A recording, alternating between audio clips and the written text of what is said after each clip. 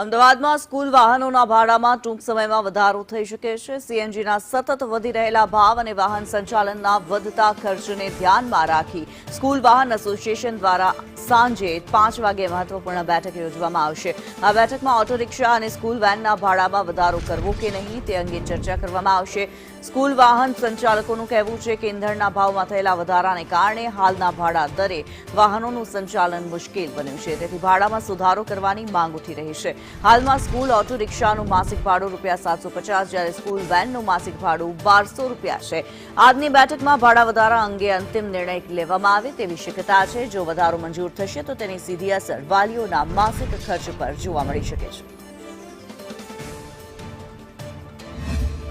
રીઝનમાં એક તો સીએનજી ગેસના ભાવ 2024માં અમારો છેલ્લો ભાવ વધારો થયેલો હતો ત્યારે ₹76 હતો અને અત્યારે હાલમાં ₹88.09 છે। તો ₹12નો ગાળો છે। જે અમે આમ તો દર 3 વર્ષ છે ભાડું વધારતા નથી, પણ અત્યારે ના છૂટકે અમારે ભાડું વધારવું પડે એવી પોઝિશન થઈ ગઈ છે। અત્યારે દાળના ભાવ જુઓ, તમે ચોખાના ભાવ જુઓ, કઈ બી વસ્તુનો ઘર ખર્ચનું દરેક વસ્તુનો ભાવ જુઓ તો બધો વધી ગયો છે। અત્યારે સ્કૂલોની ફીઓ બી 15થી 20% વધી ગઈ છે। તો અત્યારે અમને બી પોસાવવું જોઈએ, જેથી કરીને અમે લોકોની આજે અમારી બેઠક છે અને બેઠકમાં અમે આજે નિર્ણય લઈશું।